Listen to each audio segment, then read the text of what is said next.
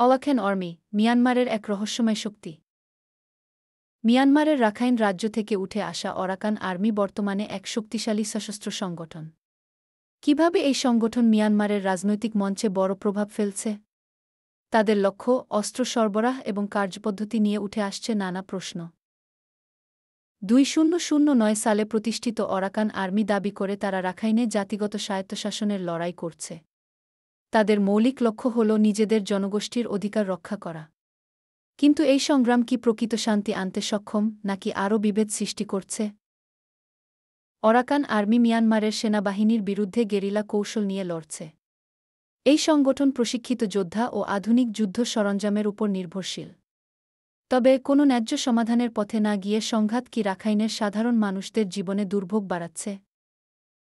অরাকান army নিয়ে কী ভাবেন? রাখাইনে এই সংঘাত সমাধানে বিশ্বের ভূমিকা কিভাবে হওয়া উচিত? নিচের কমেন্টে আপনার মত শেয়ার করুন। মানবাধিকারের জন্য সচেতন হন, অন্যদেরও জানাতে ভিডিওটি শেয়ার করুন। আপনার সচেতনতা বড় পরিবর্তন আনতে পারে। Subscribe the channels.